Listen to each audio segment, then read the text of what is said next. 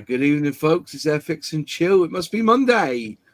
And I hope it's warm and dry where you are, because down here in the south, it's disgusting weather. It's cold and it's raining. We're being shot with both barrels around this way, I tell you. Oh, somebody's got an offer on eBay. Anyway, good evening, folks. Hope you're all well. Sully's disappeared. Just noticed. I'm here. Fenris in the chat. Hello, Fenris. How are you? I'm doing all right. Doing all right. Nice to have you back with us, my friend. Hi, it is. I've got a tip for you, Fenris. Uh-oh. There we go. You said on the Discord earlier on that you were thinking about doing some commission work. Yeah. Don't entertain anything unless you've told them how much money you want to pay. You want them to pay you to do it.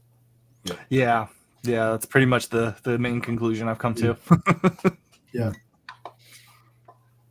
I always underprice when I do it. You do it as well, don't you, Sully? Always underprice it, don't we? We spend hours on the bloody thing.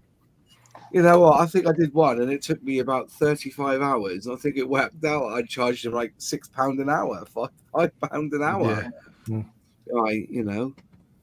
And the beauty is, when you're using lacquer paints, it dries so quick. So you don't have to factor in the drying time so much these days, do you? Yeah. You know? So, anyway, so on that bombshell, on that note, I should say, not bombshell, on that note, I've been looking at the forums the last couple of weeks, and I've had 3 emails now asking my advice on airbrushing.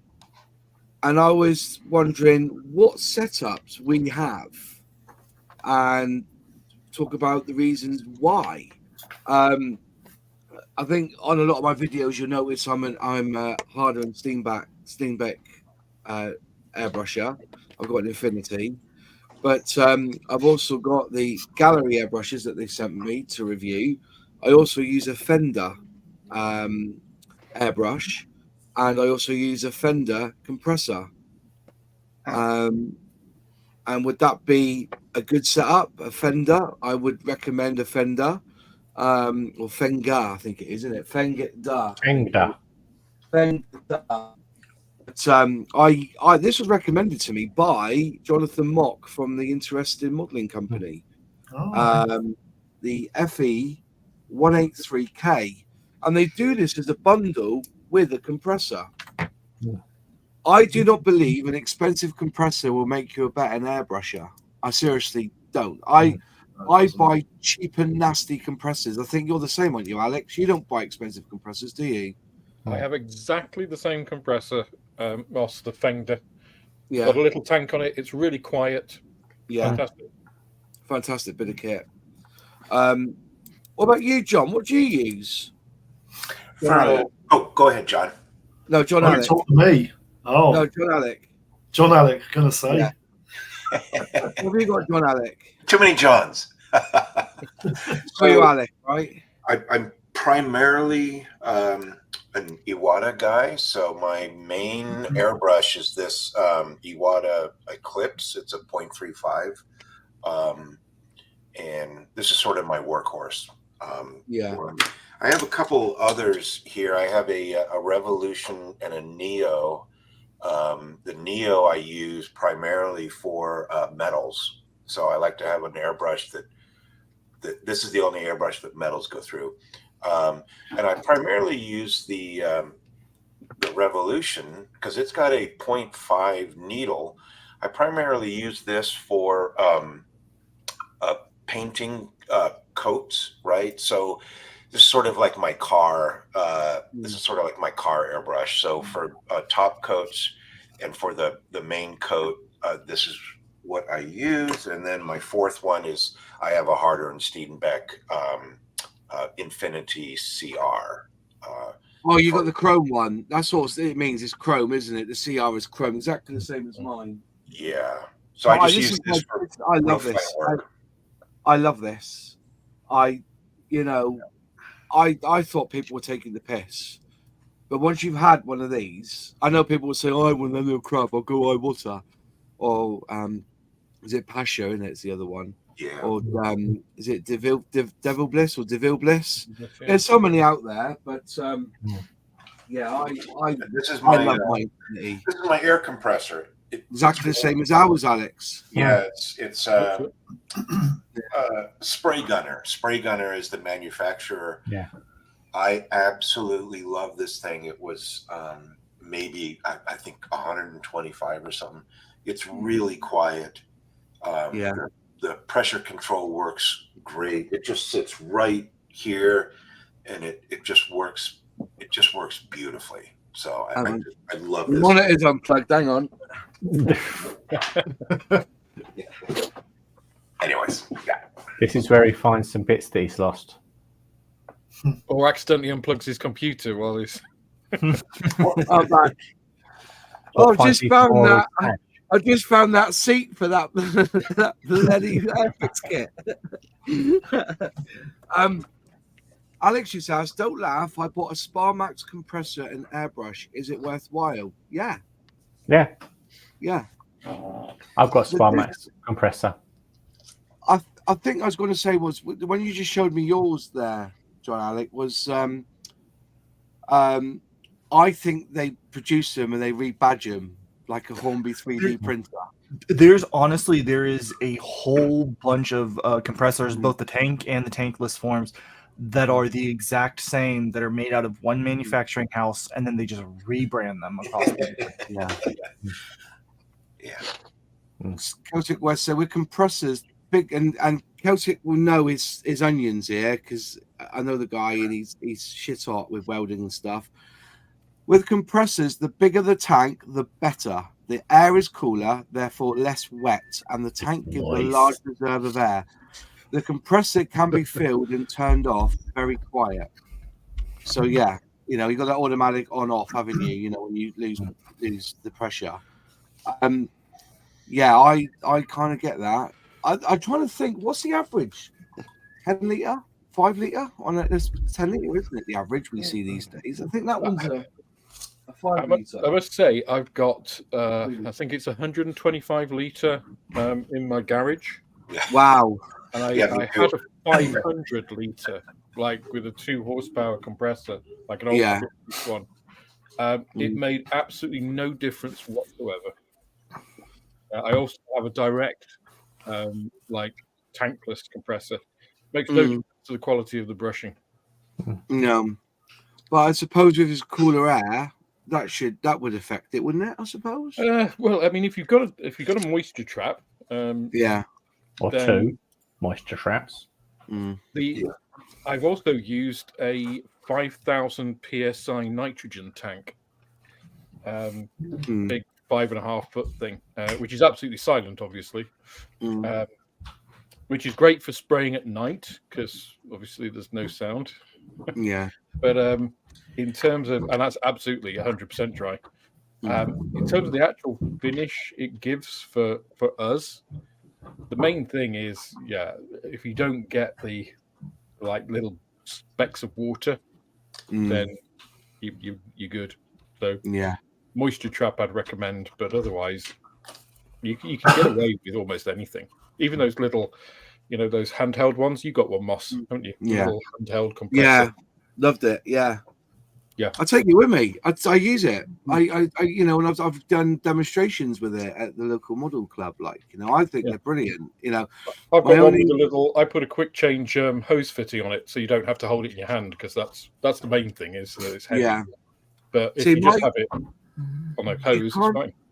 The only thing you can't do is change the airbrush, and I'll tell you the reason why.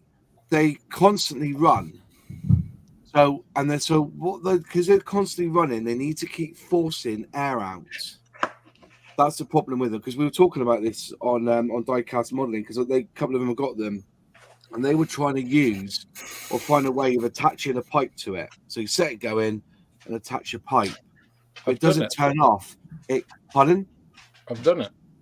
But it doesn't. They burn it out. That's the trouble. They burn out because if you actually notice on them, the air is always for all you're doing is pulling back for paint. It's set at a constant pressure and air is being forced through all the time. Yeah. So if you then put a dual action where you lift up and it stops the air coming through, it burns them out. I must have a slightly different one because mine doesn't do that. Yeah, because if you actually the one I've got is I don't know what I've done with it. I think it's. I have the same moss. It needs to be constantly blowing air off. Yeah, it needs to be constantly blowing out because if they don't, they will burn out because they don't stop. There's a vacuum. Does yours have changeable batteries on the bottom? No. It's a different one then, because mine, it's actually got a couple of different. So it's got a battery that screws off, which will recharge. And I've got a couple of those, so each one lasts about 20 minutes. I've got 3, so I can have one while one's charging, and then so I can always have it. Oh, fair enough. That doesn't force air through all the time. That it goes to a set pressure. Okay. So you can have it like, as I say, got quick change fittings, and that's great because you can take it everywhere. Yeah, that's it. That's the beauty of it. I'm just trying to find mine now. I put it away somewhere. Now I can't find it. I think I used it on a trip somewhere. But no, as I said, that was the problem with it. Was that once you stop, if you try and put a dual action on, because there's no tank. No, like a lot of the what I call the nail guy, the nail ones that are used. They constantly push through, because even though you get the pressure, kind of, the tank becomes the pipe. If you know what, the pipe becomes the tank. But then you've got to keep that air flowing through, because if you don't, they're wrong. So when we push down, we get air. Pull back, we get paint. But on the one that Plastic Alchemist has got, Nunu's got, it's constantly working, isn't it? As soon as you switch it on. Air goes through. Wait. Yeah, it doesn't stop. When you push back, that's when the paint comes out. But once you press it, once you start it, it's pushing air straight away out. Yeah. So that's the one I've got. So they were trying to do it so they could put a pipe on it and use it. But I said you can't. You've got to keep that air going because it will just burn out. No, because it doesn't stop yet. There's no tank. It's just constant pressure, and I think they're very high pressured as well. I reckon that's 30 psi going through that brush. Don't think it's that much. Yeah, I would reckon about 18, 12-ish. Is very similar. Feels a lot. It's very similar. Yeah. What do you use then, Sully, for your airbrush? What do you use? Well, it's my Fender, but I'm not sure. It might be the same one as yours. Yeah. Which I've had to. You reminded me this shot because one of the sisters needs to be cleaned out because it's been gunked up for I don't know how long. Yeah. A lot of the time, I use this cheap ass one, which was 20 quid off eBay. Yeah. I use that for mostly priming, mostly glossing and stuff, but I do use it for a lot of just general painting as well. Yeah. I find that works quite well. But I've recently I haven't tried the one yet, but I've got the Gallery 98, the dual one. Is that the Ace? This one here, the Ace. The one one, which I've used on the MP1 blog. I have an issue with it, but I'll give you my issue with it when you. I've done quite well with that. Which one did I do with that recently? Oh, the Kai 61 with the mottle camo, which I haven't got to hand. Yeah. Used that, absolutely brilliant. Tony.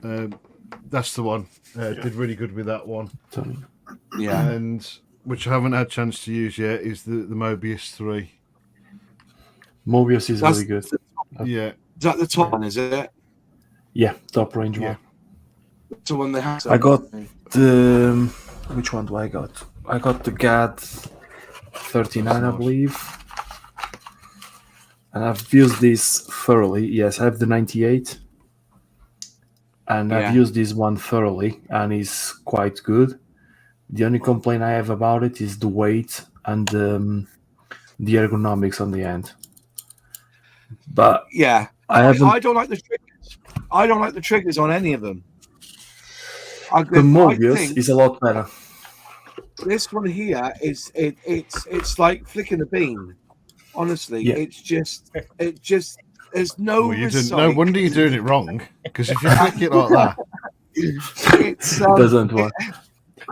It's just so. And then I can't get the bite every time. I've said this before. I'm there. I pull it back, and I think on paper, like, oh, there's the bite there. Go back, pull it back to where I thought the bite was. No, it's further back, or it jumps in quicker. I just think it's too loose. It's just a bit. But you know, when you where's the Infinity gone? That one there. But the Infinity, you've got that resistance almost. It's like, you know, that's really nice. You know. Yeah, but the resistance on the Infinity, and I'm talking about my Evolution, is different from the 98. 98 is more stiff, so you need to adjust your finger to the stiffness of the thing. That was the three things I found with it. Yeah. The trigger is a bit stiff and hard to work. The ergonomics on the hand and the weight. But I started testing the Mobius, the 0.3 Mobius, and it's a whole different beast, completely different. Yeah. I've been using that for about 6 weeks now. Was that the Mobius? Yeah, it's really nice. Yeah, they're supposed to be sending it to me. I haven't had, but they did send me the trigger one, which was good. I like that. I was quite impressed with the trigger. The what do they call it? The pistol grip one. It's over here. Hang on. I wanted this one, so we can't send it to you. We haven't got any in stock. Then I just one day, they turned up and they sent me this one. So, which is also a 68. Yeah. So that's the 68, is it? Yeah. Yeah. That would feel too much like spraying cars for me. Yeah, I can't get on with it. They sent me the same one, but it just freaks me out. Now those trigger ones, the pistol grip ones, are very good for people with arthritis and mobility in their hands. Yeah. But it takes a lot more getting used to it. Yeah. Because you go from great the flickering from the finger to squeezing, which the muscle memory is not there. Well, after you have a straight, muscle memory is not there, so I had to relearn airbrushing. Yeah. So was it when you got your gallery? Was it LPJ Models who said there was something a bit sus about the gallery airbrush leaflet inside? I've got it here. I've got it here. Yeah. This one. Got one of those. Yeah. So the test sample. But it's a printed bloody card, isn't it? Yes, it's printed. It's not a test. It's actual printed. Here it is. There's mine. Yeah. The gallery, you know, it's been sprayed. So there might be minor paint residue, but there's no. Yeah, I haven't got it on the back. They haven't used this to spray. Yeah, mine was the same. To be fair. Yeah. This is a printed card. Yeah, it was a printed card, so it looked like it had been used to spray on, but it hasn't. So, but it looks like all of us have got these gallery airbrushes, and to be fair, they're quite reasonably priced. Yeah. I haven't got a gallery, to be honest. I've got a Fender. You got a Fender? Well, they give you that one. And no, the Fender I brought on Amazon, it was 25 quid, and it's been absolutely brilliant. I was gonna say I've only the Neo, so yeah, I've got 3 Neos up in the loft. Well, I wouldn't swap any of mine for the gallery ones, but they are a good entry level airbrush for sure. Entry level, yeah. But I wouldn't swap any of my setup for a gallery one. I think it's a very personal thing, though, in airbrush. It's just like the, I started on a Badger 150 copy, not an actual Badger 150, but a copy of one. And I kind of learned everything on that. And it wasn't even a gravity-fed one. It was a Venturi one. Really? Oh, God, yeah. Well, I started early. So. Gravity ones were expensive back in the day. Yeah. I think it came off eBay or something. So, but I mean, now the availability and price of airbrushes is so wide and so variable. I mean, I've got the Harder and Steenbeck, the Evolution. I don't get on with that at all. I know a lot of people rate it. A lot of people have great experiences with it. It's not been my experience. I was with cheap ones. I like the glary ones. I've got ones from a whole wide range. I think it just really is what your particular style is, how it feels in your hand, and very, very personal. I was gonna say that because I remember you saying that from your live stream. Mm-hmm. And to be honest, my setup goes from the Badger 105 to the Evolution, Harder and Steenbeck Evolution. Can I just say that Badger 105 isn't half bad. The trouble is getting parts for it. Yeah, there's that. You have to get from the state. I have the Evolution, which is absolutely amazing. I love this airbrush. I can do everything from primer to fine lines to everything with it. And when you say that you didn't get onto, I don't argue with that because it's whatever you are used to and what you get used to. And I think airbrushing and airbrushes are a very personal thing. What works for me might not work for you. And that's what I keep saying to people because people keep asking me, what pressure do you use? What paint ratio do you use? I use these, but works for me. You need to try and find your ground. Because what works for me might not work for you, and it's not an exact science. You have the basics, and then from the basics, you explore to suit you, if it makes sense. I think that's spot on. I can't say any fairer than that. It's kind of like cars, I mean, a car in its basic form, it's the same thing, right? It's a box with 4 wheels with a variable number of seats inside. But different manufacturers approach it from a different way, I like German and Japanese cars. I've not had good experience with Italian and French, and other people will swear by a Peugeot or an Alfa Romeo or whatever. Alfa Romeo, way. I've owned you're not a real petrol head until you've owned an Alfa. That's what they say. Until you've suffered that pain. Yeah. That I even have one that most of you might not have seen yet. This one here. Oh wow! I love that one. This one does double and single action in one airbrush. So if you twist this part here, either one way or the other, you can do single or double action. And the best part is that to clean it, just take the tip. It's gone, chuck in the bin, get another one. And it's all pretty much plastic. The needle is as big as this. Oh, right. So what's that for? I was around when they first came out. I've got one as well.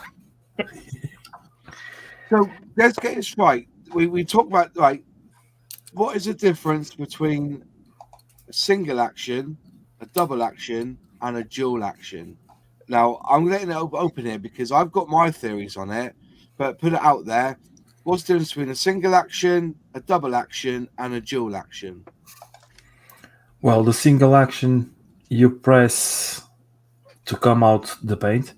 Yeah. So you don't push back to regulate the air. So whatever pressure you have on the coming out is the pressure that's gonna go. So gives you less control on the air. So you need to control it on the compressor, and you only can control the paint. Double action, you press down to control your airflow. You push back to start giving you the paint flow. So you can control both with your finger. Yeah. The dual action, I think, is like this one, where you have single action and double action in one airbrush. So you can do both. If I'm honest, if I'm doing panel lines, sometimes I'll come to this one, because once you set it up to single action, you have a lot more control. But yeah, all depends on. I don't know that I've ever heard a differentiation between dual and double action, because like this, the back of the box calls it a dual action. If you go to their website, they call it a double action. Yeah, see, the thing about what my assertions of the double action was. This is what I was told. Dual action is that double action. double action is you push down for air and it goes to that one pressure. As you push down, that the air pressure's set, then you pull back. But a double action, so you can adjust how much you press on the trigger and how much air, and pull back on how much paint. So you balance both. Oh, That's okay. But I've come to the as I said, I just that for me, I've heard it said when I've said, "Oh, this was a single action because the air's flowing." Apparently, that doesn't necessarily mean it's a single action. I don't know. I'm just it's there's people have different reasons. I'm just asking the question because I know that with somebody in the chat who will say we're wrong, double action and single action, and it's all single action from the moment that you press the trigger. The flow of air is constant. There's no variable. So as it comes from out from the compressor. Show by the punch on the airbrush. Okay. Agree to disagree on that one. But the single action, as you press the button down, the flow is constant. So there's no middle. There's no how do you say it? There's no middle ground. Either it's on or off the air. What you control is the amount of paint that comes out with that air. That's when you start pressing down. Yeah. Yeah, meaning first step is air, second step is fluid, hence dual action. Yeah, I said, I just hear, I've said that this is single action because air is constantly flowing through. Yeah. And then you pull back. And actually, there's no plunger. This doesn't move up or down at all. All that does is go back. That's all that does is go back. Yeah. Whereas, with a dual action, but you push down for the pressure of the air, or the air, that pressure that you want, and you pull back. And then double action is you can adjust the pressure here and then pull back. I don't know. I've heard all different things, but I think everybody has a different. I will say one thing about that: the Alpha Gallia TI.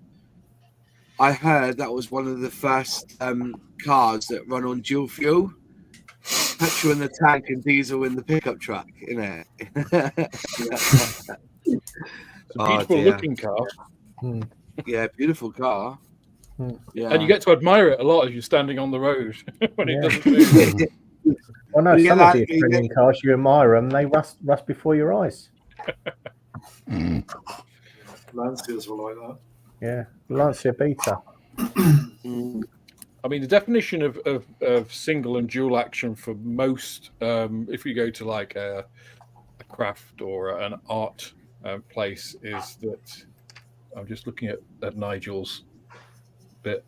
Okay, I think he's talking about an external mix there. Is that a single action? You basically just press it, the air comes out. You can't vary the amount of paint. It's just you get what you get. A dual action, you can vary the paint. Right. But you can't vary the pressure. Nigel, why don't you come up? I've sent you a link if you want to come up and chat about this.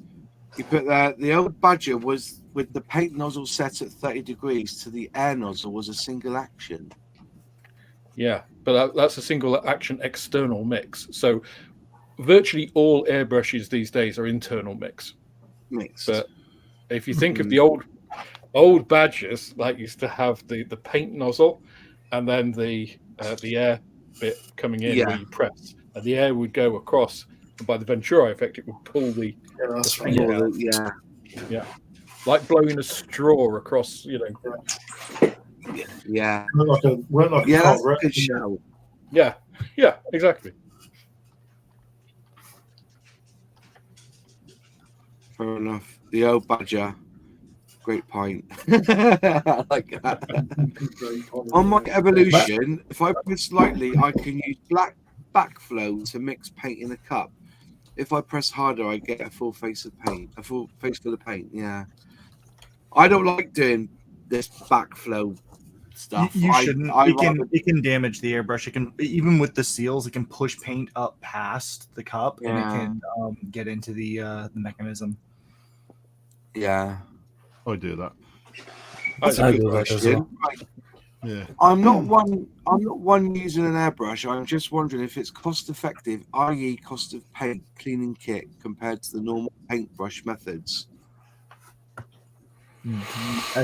Again, a personal preference, but I would say yes. Yeah. Um, Come on then, Nige. Here's the man. Here's the airbrusher. Come on, Nigel. Hello. What's your take on dual action, single action, double action, arse action brushes? You tell me.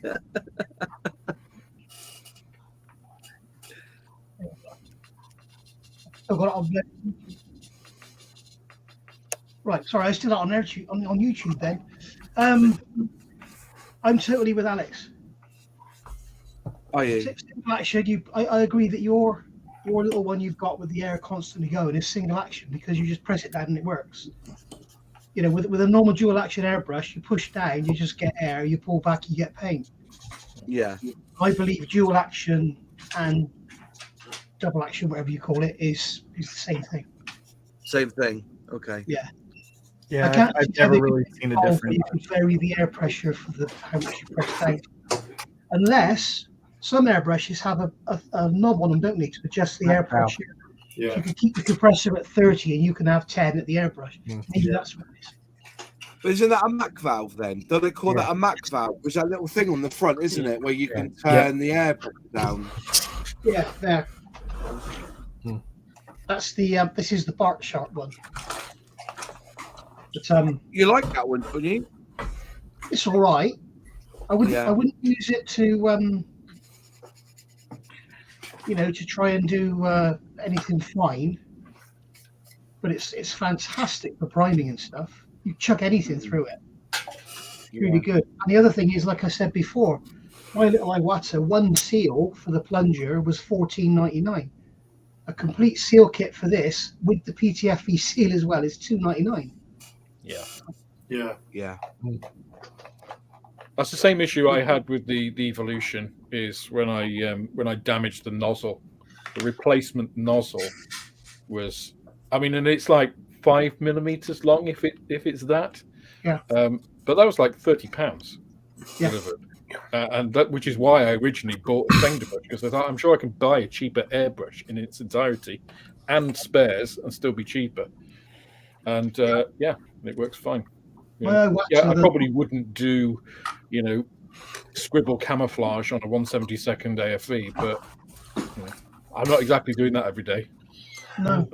But again, comes to the question that you get what you pay for. If you want quality, you have to pay it. I just want to say something else. People talk about backflow and you should never do it. Oh my God, it's going to ruin your airbrush. It will not ruin anything because all you're doing is directing the air from flowing out of the airbrush. You're pushing it back up past the needle into the cup. There are no seals. Yeah. There are no seals between your finger and the atmosphere. So Phil Flory keeps talking about, I shouldn't do it. It's absolute garbage. It doesn't. You can't. There is actually a seal right here. There is a seal on the Neo. There is a seal right here that I've had to replace it a couple times. Yeah, because I used to do that, and then when I found out that was what was damaging that seal and causing me to get paint all up in here. If you do it with that cap on, then but not if you take. I actually usually paint without a whole pot. I tend to just use enough right there. But yeah, there is actually a seal right here on. But backflow in your airbrush is not going to damage that seal. I guarantee you. I never had issues with that, to be honest. And I do that all the time. Air will always take the easiest route. The easiest route there is coming out that big hole at the top. The thing that's damaging the seals is the what type of seals they are. Exactly.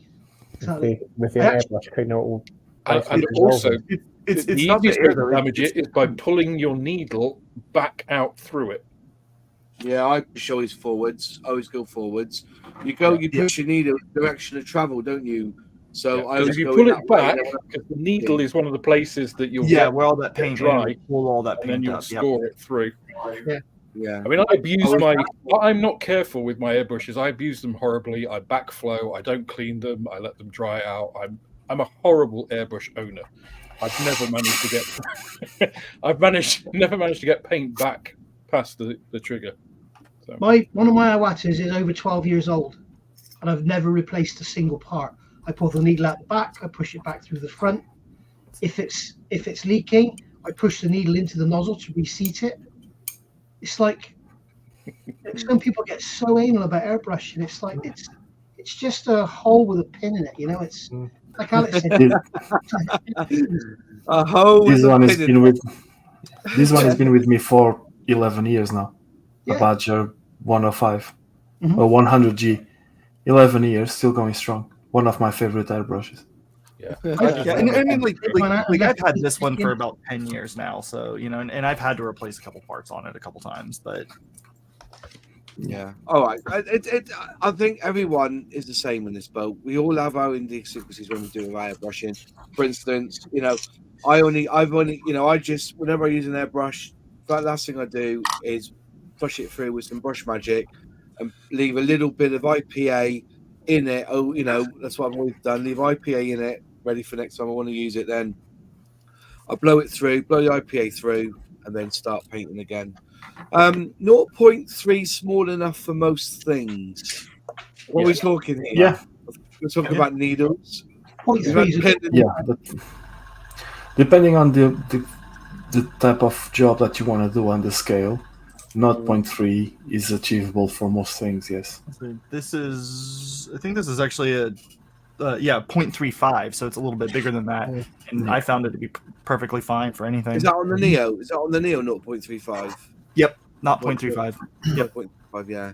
Which is interesting because I haven't really seen many 0.35s elsewhere. It's usually 0.3s, but the 98 is 3.5. The Galeria 98 is 3.5. Okay. Yeah. I watch is 3.5, isn't it? So is my Eclipse. Yeah. Yeah, which I assume was like American measurements because of the difference in imperial to metric. That makes a lot of sense. I assume, I might be wrong, don't get me wrong, but yeah, but usually I go from this one is 0.2, is the smallest I have, to 0.5 on this one. One thing I would say to this modeler is if you want to use Stynylrez Res primer, 0.3 is good enough. Especially as it gets older, because it thickens up with age, doesn't it? That stuff. I think the best question for that is if you think about using that primer, don't use it. I've got the 2 dots on this one. This is my Harder and Steenbeck. Now 2 dots is 1.5, isn't it? Never seen that before. I believe so. Is it 1.5? It's not 2, is it? I've never seen the 2 dots. 2 is 1 dot, as you can see on here. What airbrush is that, Doss? That's the Infinity CR. That's the Infinity. That's the Infinity. Yeah. Never seen dots on my needles. Yeah, on there's 2 dots at the end. I can see that. Should be, because the 0.4 is 3 dots. 0.4 is 3 dots, isn't it? Yeah. Yeah. What's 2 dots then? 3 point, not 3 point. Is it 0.35? Is it the 2 dots? I don't know. We can research that. Yeah. Because put it in the chat. Yeah. My evolution is 0.2 and 0.4. So the 0.2 is 1 dot. The 0.4 is 3 dots. Well, that's genuinely Watson. There's no dots on that at all. No, this is Infinity Harder and Steenbeck. They all come with dots on there. When you said Infinity, I thought you meant it was Iwata. No, Infinity. Yeah, because this is the question that nobody's, you know, if you had these needles, how do you know if it's a 3.5 or a 4.5? You know what I mean? Yeah. It's very difficult. You know, I think it's the taper. I think the larger needle has a shallower taper, I think. Yeah. I would generally say if you're starting off with airbrushing, a 0.3 is too small. Because if you go, I mean, I don't really see the need to go down to a 0.2. I've done scribble camouflage, tiny scales of 0.3. When you go down to a smaller needle, every time you go down, you are amplifying the potential issues you have. So it's going to be much more likely to clog. You've got to be much more careful with your paint mix, with drying and all that kind of stuff. And if you're starting out, what you want to do is, let's face it, you're not going to be doing even panel lining and stuff. You're just going to be spraying coats. You know, so you want to just be able to spray. So start with a 0.4. You know. Yeah, and then get the basics down, and then you can go to a 0.3 and do your fancy stuff. But I think 0.3 is a good compromise. Don't they? I would say the 0.3 is a good compromise to fine lines and spraying. It's not that bad. I think 0.4 is too generic. So you're gonna feel, if you try to start learning how to spray lines, you're gonna feel frustrated because you're not achieving that. And if you go with the 0.3, you can spray large areas, and you still can do fine lines if you wish to do so. That's my take on it. Take it with a pinch of salt, but I think the 0.3 is the best compromise. 0.2 and 0.15, a bit of overkill for people that are starting. And then you have the issue with this, like I do evolution with the outlaw paints, and I get dry tip. I have to thin them down. Really? To suit my I have to thin them down to suit my way of painting. Okay. So this one here, it's got 2 dots. It's a 0.2 apparently. So I've been airbrushing with a 0.2 for the past 18 months. I thought it was a 3. I thought it was a 3 in here. That just shows you. Ignorance is bliss, isn't it?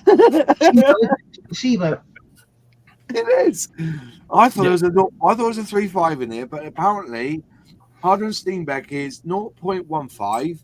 You have a 0.2, then you have a 0.4, then you have 0.8, 1, and 1.2. So if you want, what's it, 1.2? That must be like a Chinese. What's it called? Not being funny, you can take the needle out for most of it. Or for 0.0, yeah. Just spray it out of the needle. I think 99.99% of modelers will never ever use or need to use anything smaller than a 0.2. Yeah. Use on the 0.3.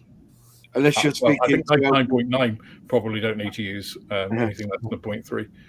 If you speak to LPJ models, he uses 0.15. 1.5, yeah. And he's but again, 0.001. Absolutely. Yeah. But again, Alex, that goes to the conversation that we were having before. Paint, so he's using very thin paint. Yeah, but all depends what you want to do with the airbrush, how much you want to use the airbrush, and how much suits you to your thing. Like, I'm no brush painter. I don't do brush painting. All I do is airbrush. Yeah. Everything from wheels, even the cockpit, just the details on the panel. I'll do it with a brush. Everything else is airbrush done. So I need control to do so, and the smaller the needle, the better. But I do exactly the same. I've never used, or I've never got on with using less than a 0.3, really, and I do exactly the same. And so here I hand brush so much on it and airbrush. Can I ask a question, please? Yeah. Something in all my years I've never ever known the answer to. Why do some airbrushes have a slot here so you can loosen the needle? What's the point? That's a good shout. That I know why. So if you want to adjust it this way, no, you wouldn't, because it wouldn't work then, would it? The only thing I can think is you could pull the needle back, undo it, and then let it go forward, so you can flow a needle in the way to clean it out. But that's what I mean. Do that, innit? You do that to make it move, don't you? You know, I couldn't tell you, Nigel, because the first thing I do when I get an airbrush is take that cap off.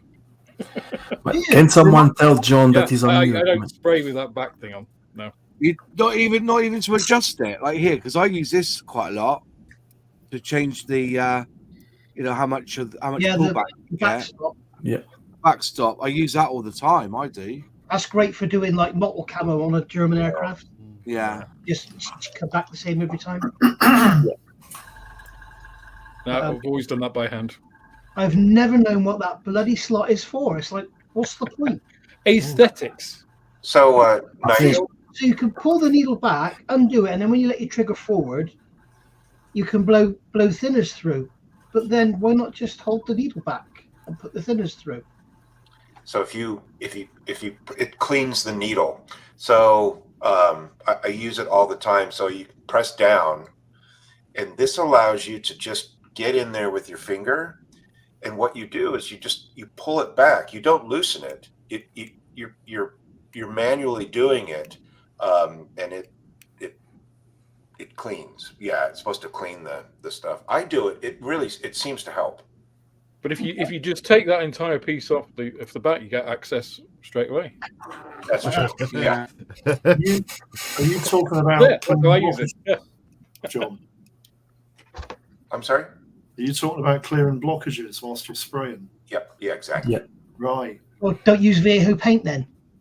No, I don't anymore. Yeah, exactly. Or MIG for the matter be.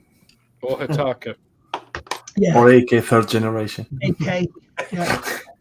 Or anything acrylic. Yes, pretty much, yes. Just go lacquer. It looks so good when you paint with Vallejo. Come on. Stop the finger painting and use proper men's paint. The AO with that 0.2 needle. If you can't thin it with leveling thinners, don't use it. There you go. Yeah. Yeah. Let the finger paint for the kids use the proper men's paint. That's it.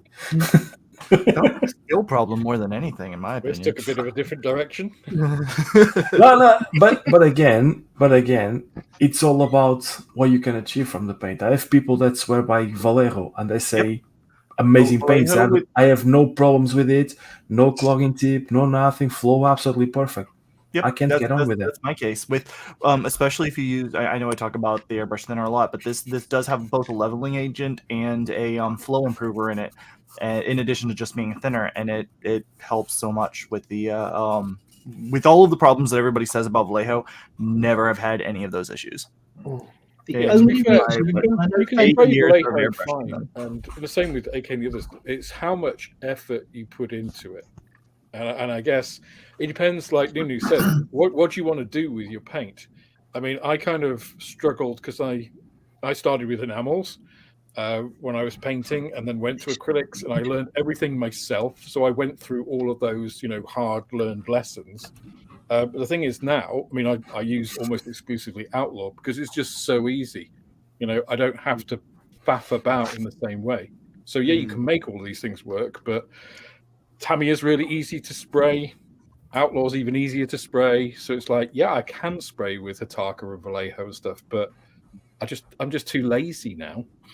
But the thing is, Alex, you have to bear in mind for those that don't want to use lacquer paints, like I think Fred did in that category. Use Tamiya acrylics. But it's still a lacquer paint, isn't it?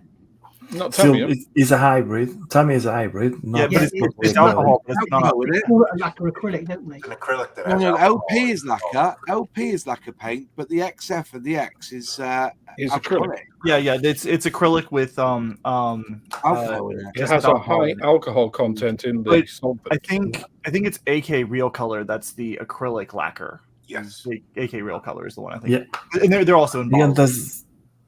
And the SMS paints, I think they're acrylic lacquer as well. I might be wrong. To be fair, almost all paints are acrylic lacquer, right? We're talking about the solvent medium you're using. Right. The SMS are acrylic lacquers as well. The Mr. Hobby Aqueous. Yeah. If you want a paint you can thin with water, that stuff is brilliant. Thins with water, sprays beautifully, but it takes forever to dry. And it takes forever to find somewhere that sells it reliably. Yeah. I know Humbro paint, acrylic paint, can be thinned down with water. Get out.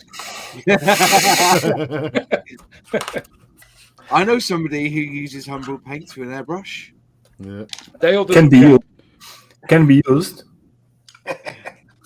I asked a question, did I, at Telford? These models you've got here, because a guy was there who does their models, wasn't he, at Telford? He was there. I said, what paint did you use on there? So he said, Tamiya. But umbral paint through airbrush. Yeah. It took me 10 times longer, but it's possible. I never knew you were a masochist, Nunu. Oh, definitely, Alex. That was masochism, yes. I've definitely sprayed these thick folk art paints through an airbrush before for some diorama work. Wow. Definitely encouraged me to go back to doing hand painting for certain things. Paula just brought up a point then. I think, because I've used Revell Aquacolor through an airbrush as well. I think it's all right. It's absolutely fantastic. And if you want to do this test at home, spray Tamiya with acrylic thinners, not leveling thinners. Viejo, any paint you want, but don't use lacquer thinners, and compare it to the Revell. And it's the Revell takes longer to dry, but it's really tough. And Viejo, you use Viejo on plastic, you can just rub it off with a piece of paper. But that Revell stuff is really good. I can barely use Revell Aquacolor with a brush. Never mind about an airbrush. Oh, it's fantastic for spraying, Alex. It really is. It goes down Not beautiful. the stuff I've got. That's a good one for a group build, isn't it? The Revell Aqua Challenge. No, sorry, That James. week.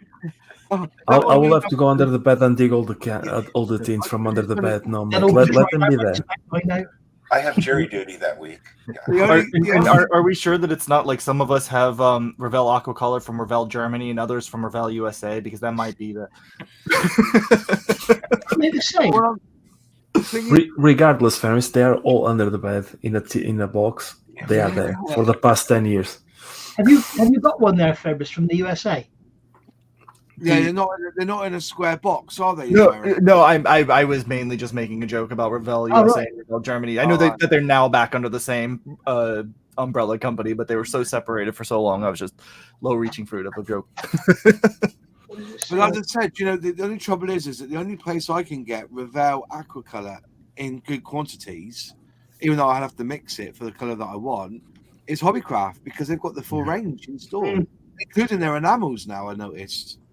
It's definitely German. Is it? But there's a colour they do called anthracite, number 9 I think it is.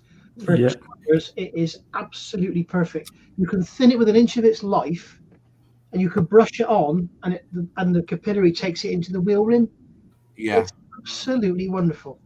So you use that on all your tires, do you? That anthracite? Proper sheen as well. That though, Nigel, is exploiting a problem with the binder in the because it's not supposed to do that, right? Well, a lot of paints you thin them with an inch of their life and they go all grainy, don't they? Yeah. This one doesn't. It flows beautifully. And they've also got their own Revell thinner. And I don't know if you've got any in the shop, Alex, but if you smell it, the Revell, it smells like bloody perfume. It smells really sweet. Probably what it is. But like I said, it takes ages to dry. Revell number 5.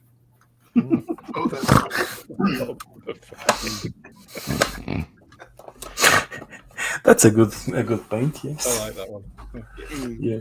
Can I ask a question, which it could be coming across from some of the viewers? I'm not sure. If you're new to airbrushing, is it worth just buying a cheap brush, or is it worth spending decent money on a brush? I'm going to put my 10 penneth worth here. If you listen to what other YouTubers are saying, that's what I say. The finger one, because it was £22, and you know what? The quality of it is very, very good. I was put onto it by, as I said, Jonathan Mock, who designs the decals for Airfix. And he's been using his, and also Genesis, his friend Genesis, Jenny. He uses one as well. And for what it is, it ain't half bad. What I will say is the difference between this and this, right? This is the Infinity, is the finesse. You've got more control from this bad boy. This here, it feels nicer, it works well. This one does get a bit of tip dry. I've got the it's called the pinch clean at the front on this one. Yeah. So every so often I just do that to clean it and then on and go again. You don't have that with this one, but you can take this off if you want. But between them, it's just a finesse. And also, you try and get by. I've not really come across anyone who does parts for a finger. So that's why I'm more careful with this one. I can get parts for this one. Oh, you can get them, Ross. Can you? I've not seen a seal kit for one of these yet. If you can, I've got a feeling I can study them. Hairbrush. I think Bar Sharp put their name on it. I think it's a Bart Sharp. I think Bart Sharp are putting their name on a thing to airbrush. You said that in one of your videos. I think they are. Yeah. But it's like I said, my still it's $2.99, Moss. Take a gamble, you know. Yeah, I'll have a look. There's financial risk there.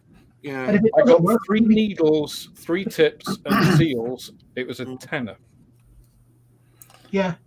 I mean, it's like you can. I would always say get one of those, because when you start, you're going to make mistakes. You're going to forget something. You're going to get tip dry. You're going to forget your airbrush, not clean it out properly. And would you rather do that with something that you spent 22 quid on and get spares for £3, or something that costs 30 quid for a new seal?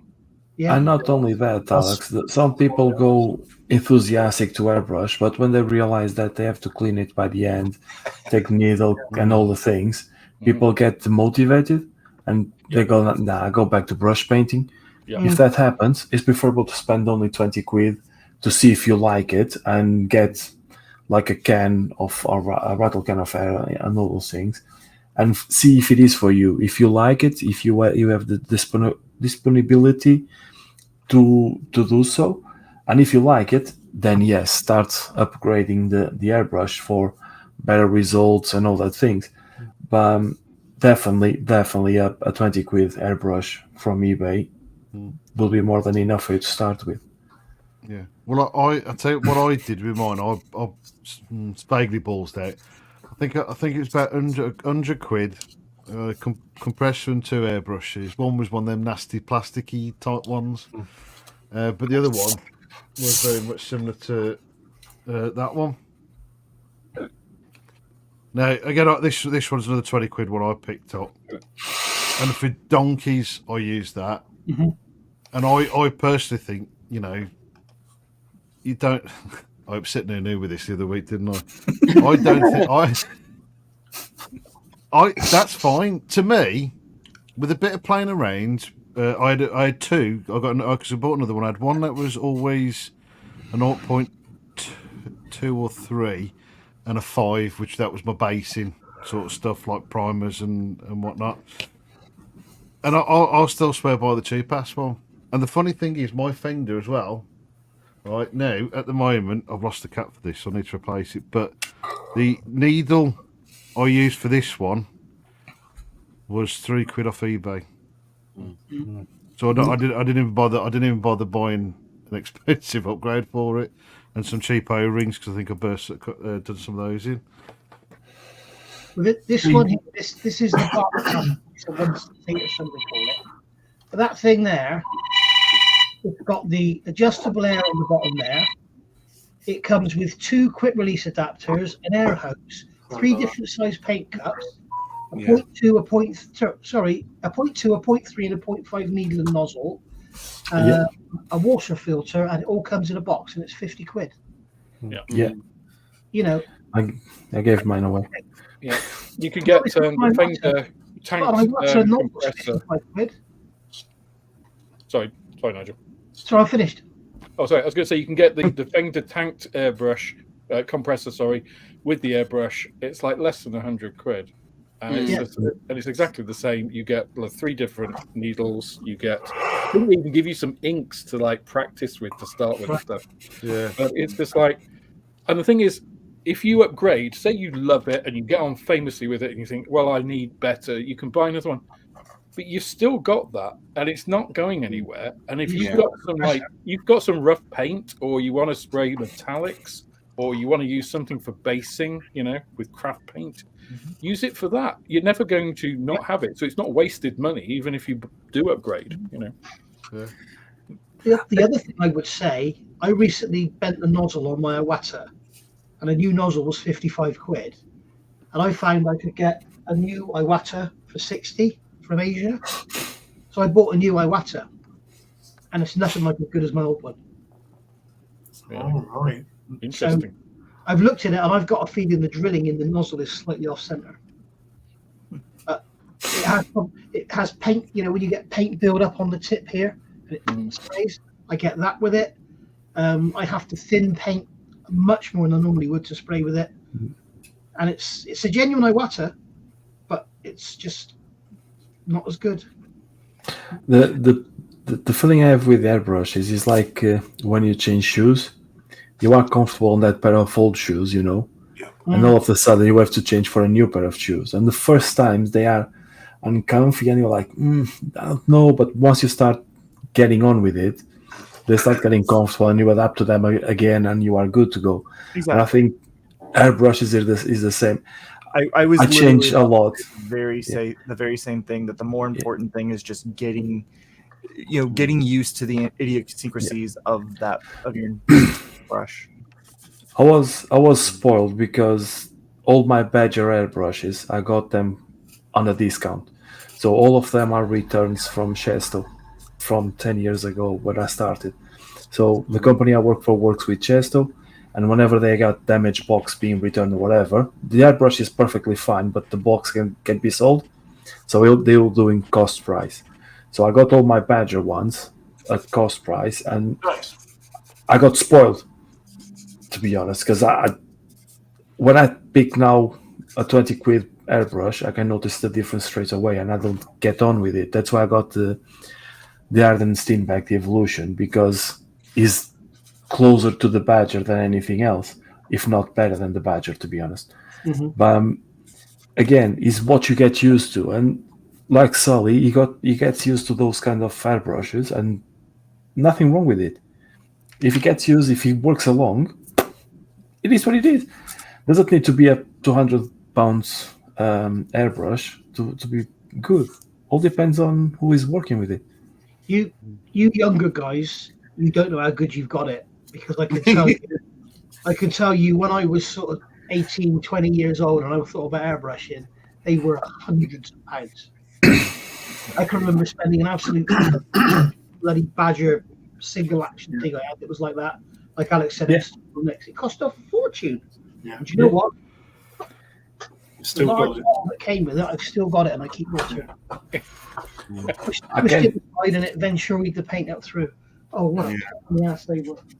I had one of these years ago, and I rebought this one because it was going cheap on eBay. But I had the Magic Marker, the Super 63 airbrush from DeVille Bliss, and it's still. That's what it looked like. It's you would think the paint would just slip out, but that was the one. That was the one that everybody. If it was. Or they had the one that pumped into a can, like the Humbrol thing, with the Humbrol was awful. They still sell that, But this is the Super 63. This was the Aerograph, and it still works now, and it's a lovely little brush. But I've kept it because I remember having one of these, and I think mine was second hand, given down. But he worships that one at night, I think. Here you go. This one here, Gadsby, £6.90 for a new, just the needle. So you must be looking at 85, 86, maybe a bit later than that. Yeah, £6.90 for a needle. Like Nigel said, a lot of the things, I think that Badger 150, when I was looking at parts for it, a new one was like 150, 180 pounds. And this is back in the 90s. So the price, if you think of airbrushes now, decent airbrushes hasn't really changed in terms of the absolute value, the absolute number.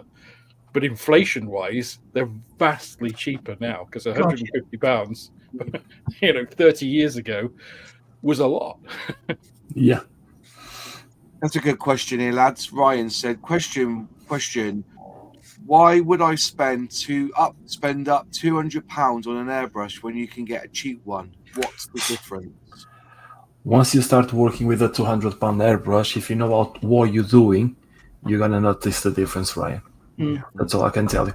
But if you're a beginner, don't go and buy a £200 airbrush. Yes. That's yes. Once you know what you're doing and you get a £200 airbrush, you're gonna notice the difference. Or you'll have the biggest disappointment of your life, like I did. Those needles hurt a lot when they stick in your finger. Well, another analogy is because I play the bass, and so if you're starting out to play the bass, you're not going to go out and buy a Spectre or a Rickenbacker. You're gonna get a cheap bass. You're going to get something that's like maybe $100 or something like that to start to learn, because maybe you're just going to put it down. Maybe it's just not for you, or what have you. And I think it's the same with an airbrush. When you start out airbrushing, you can get one of these cheaper airbrushes, and they're going to serve you perfectly fine, just like $100 base will. It's going to work. You're gonna play it and that. So yeah. And then you might think, I'd like to get a bit of a finer finish, or I'd like to see if I could do finer panel lines, or maybe a better finish on that car body. Yeah. That's when the 200 pounds airbrush kicks in. Yeah. Can I just say this, that when I was obviously used to do my weathering on locos and that, I got fed up using the aerosol cans because it costing me a fortune. I asked someone who did weathering for a living, and he said, no, buy the cheapest airbrush you can and just practice the hell out of it. Yeah. This the comment from Stuart Templeton saying that if you don't have an airbrush, you're not a real modeler. I think exactly the opposite. I take my hat off to people that brush painting and can get a nice smooth finish with brush painting than the airbrush. No, thank you. Yes, but that's my take. I was going to say, apart from you, yeah. I'm thinking you layer that paint on like cheesecake. My time has come. to be honest, John. Right, because I mean, the advantages of an airbrush are like you can achieve a really nice model finish as a beginner modeler using spray cans, right? Because spray can will give you a nice finish, and you can mask up and do all of that. You can't do fine work, but you can produce a really nice model, because that's what an airbrush does, right? The atomized paint creates a nice, lovely finish. So it's easy. An airbrush speeds things up. It makes it easy to make that flat coat. So to create a really flat coat using a standard brush is much, much harder. Oh, yes, most definitely. I was just about to say, as someone who likes to use a hairy stick, I've never done well with putting a varnish on with a hairy stick. It always used to look terrible. I'll ask you a question. How long did it take you to paint with an airbrush the Concorde you built? 35 minutes. It took me 2.5 hours to paint mine. Almost the same. What did you paint with? You put the first coat on, and then you have to wait 6 hours for it to go off. And then you put the second coat on, but you have to use so much thinners to get the paint to lay its own layer. And that's what takes the time. What paint did you use, John? I used enamel. G22. Humbrol enamel gloss. Doesn't the second coat lift the first coat? Not if you leave it. If you let it go off for 6 hours or more. I mean, I left mine overnight. You put the second coat on with thinners. It's about 50%, and it finds its own layer, and the finish you get is absolutely gorgeous. I've had loads of people say to me, "You never brush painted that. That's been sprayed," but it's not true. And you say, "Yes, I bloody did." It's just the amount of effort you got to put into it. Yeah, it's a lot of effort, but you can get the finishes. You can get the finish, and to get that finish, you have to know what you're doing a lot more than an airbrush. It's the same with airbrushes, though, isn't it? If you don't know what you're doing with an airbrush, all you'll end up with is a load of crap at the end of the day. But once you start learning how to use the airbrush, I mean, I did have a finger for, Christ, 1.5 years, and the main issue I had with them, I bought 4 of them in a row, was cleaning them. I just couldn't clean them. And I think it might be because I was using Humbrol enamels. Yes, I recently did a test online with different paints, and one of the paints I used was Humbrol enamel in leveling thinners. Yeah. And I was gobsmacked at how beautiful that was to paint, and the finish. Yeah, the finish is beautiful. Stunning. Yeah. I did an Airfix 24 scale Stuka, right? And I painted the top coat in matte 26 tan with, the interior green for the camo, swirl camo pattern over the top. Yeah. The finish was gorgeous. I chucked the brush away at the end of the game. No. Couldn't bloody clean it. It just wouldn't come clean. The thing is, people forget why acrylics became popular, and it wasn't because they were a better finish. It's because they're non-toxic and they're quick. Yeah. That's a very different set of parameters. Yeah. I was also going to say, a lot of people like Stuart saying there about, people saying about you're not a proper modder if you don't airbrush. A lot of our preferred paints you can't brush. No, you can't. You have to airbrush them. Yeah. But I mean, I've been watching Fenris doing the panel lines on that F5. Yeah. And I don't think you could get as good a finish with an airbrush as what he's done. Yeah, I mean, like, brush, I think down, I time wise, not area wise, but I think most of my kits are about 50% brush painted and about 50% airbrushed. And the only reason, time wise, is because obviously you can paint a much larger area faster with an airbrush. But like I've gotten comments on my videos about like, why aren't you airbrushing your cockpit? Why are you hand painting the cockpit? It's like, I don't know. It's fine to hand paint it. Can you tell the difference, or are you just angry that you see a hairy stick in the frame? Yeah. I mean, I've never used a cockpit mask in my life. No, not once. No, I mean, I'll sometimes do it with tape, but I'll just as often just go ahead and paint them in, especially if it's only like one piece. If something's super complex, I'll be more likely to do masks. But if it's just one piece, one little bar or something, I'll hand brush that. I mean, the nose there was hand brushed on. I think you should paint that BV141 cockpit canopy with a brush. I'll challenge you. No mask, just do it with a brush. No.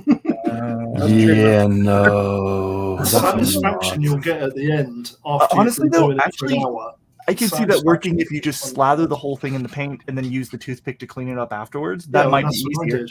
Yeah, exactly. You just paint the frame. Just paint the frame, and then when it goes off 6-8 hours, just clean it up with a cocktail stick. Yep. You can even sharpen the tip up with a filing brush. It's fine. I'm going to tell you one thing, John. The only satisfaction I would get if I try to do that is a hammer through the canopy, because I wouldn't be able to, honest to God. I did it with an FW189, and it's very satisfying, the end result, when it's done nice. It's satisfying. This is the new Harder and Steenbeck Ultra, the new release, right? It's lovely. Right? I've had a go with it. I'm selling it on that. I've done my bit. I'm not going to review on it, but there's been so many reviews on it. If you want to spend some money, this may be worth looking into. You can pick them up for about 90 quid now. When I bought it, it was about £110. But I've now put it on my vintage, so somebody wants a cheap one. I think I've got about 70 quid. So if you want a Harder and Steenbeck. But what got me was this has got a 0.45 needle in it. God. Yeah. But they reckon you can do your figures with it. It's designed for figure painters, I think, more than anything. So, but I just like the way they've got the little adjustment here. So there's where the trigger goes. I'm going to see it on the camera here. The trigger goes back there. You got little notches, and then you can turn that, and it gives you different how far you can pull back. So you got your base, your primer. Yeah, you got prime, base, and then 1, 2, and 3 on this one. Or you have that one and put it all the way back to really flood it, if you know what I mean. But yeah, lovely little airbrush. But yeah, I think they've thought about it as well. The thing about it with Harder and Steenbeck is that you can get the parts for it. That's what I like about it. Any airbrush shop will have the parts for Harder and Steenbeck. I'm sure they will. I mean, great profits. I'm really tempted to pick up an Iwata just for the crack, because I got put off because I had one. You had to use a spanner to undo the nozzle, and I sheared mine. Bang, gone. And I remember, and I never then. With Harder and Steenbeck, is that one finger twist off and the whole lot comes apart, doesn't it? So, no models on my vintage yet, but it's on this week. I've put a couple of Ferraris up, and I put that Ultra, but I will be putting models up this week. So I'll put a link up for that at some point. Can I show you something, Moss? Yeah, go on. This is an Iwata Eclipse HPCS. Okay.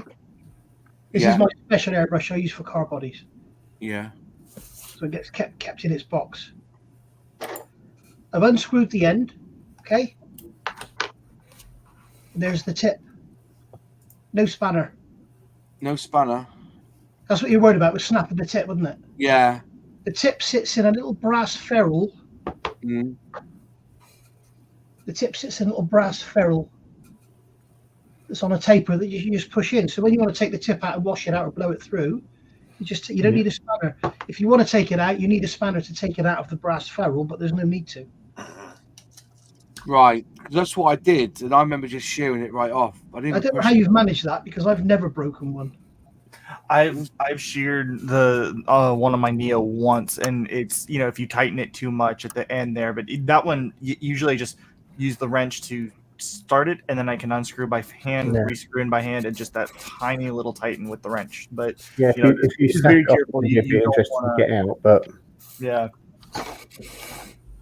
Well, and then with the threads that are left in there, you just use an X-Acto. You put the X-Acto in it, it'll bite in for you, and use it like a screwdriver to just reverse it out. Fair enough. As I said, I will get an Iwatta at some point. Well, that's the Revolution. The Revolution. Oh, that's no,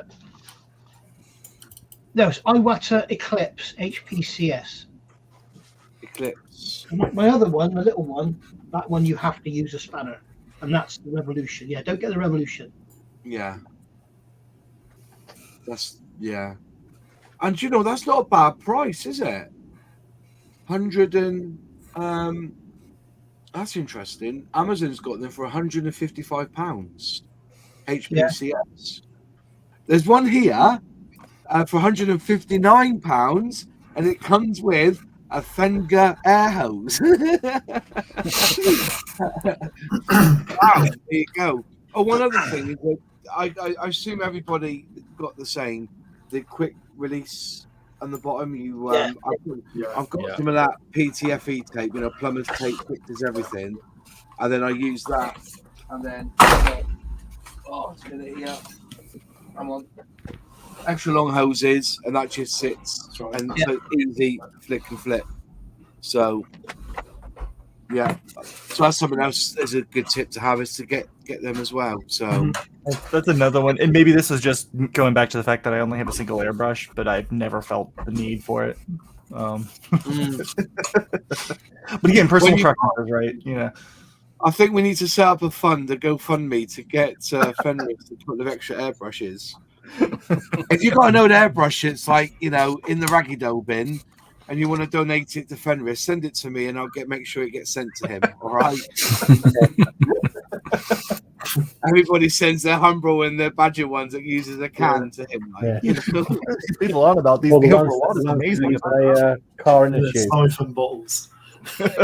And don't ever buy these quick releases from Amazon for £2.50 each. They're shockingly shite. Okay. Spend your money. The airbrush company, they do a set, one of these, for about £7.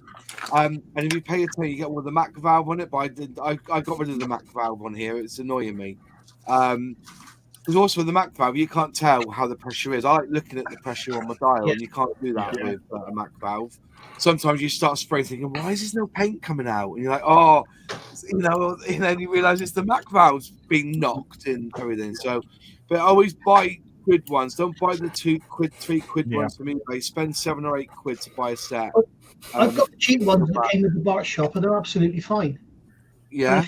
If you grab the airbrush and the hose and do that, it will leak. Yeah. But why would you grab the airbrush and do that? But on that note, I got some from Amazon that are absolutely amazing.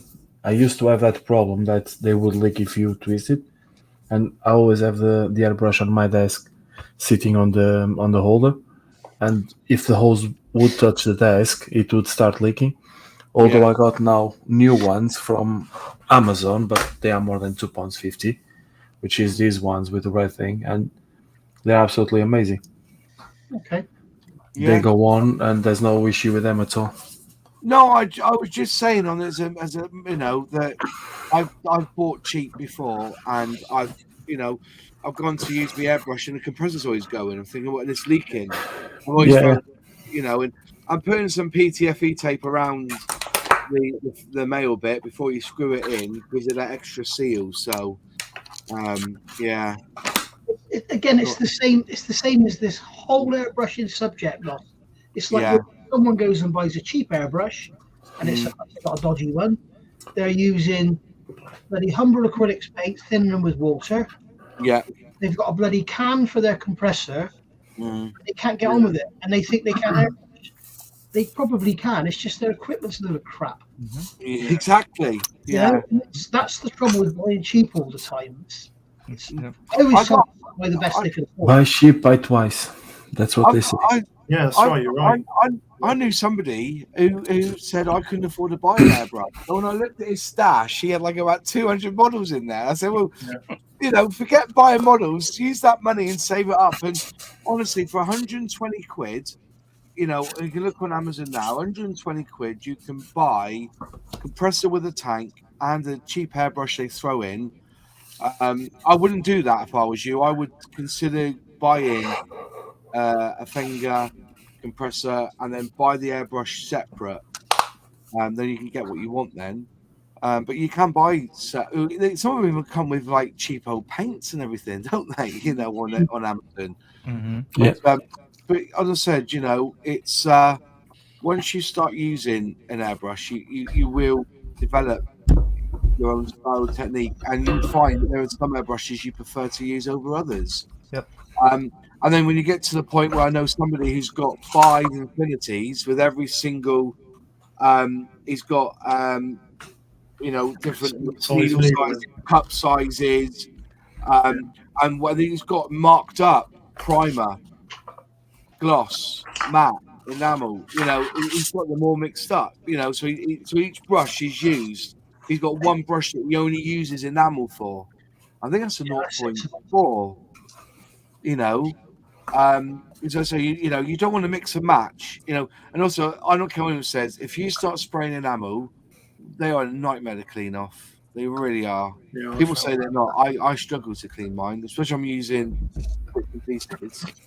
I tend to use a brush when using enamel anyway. I didn't struggle at all. I just use leveling thinners. You said you did on the enamels. You use leveling thinners. Yeah. Me too. Yeah. Humber. Spraying bloody silk. It's absolutely gorgeous.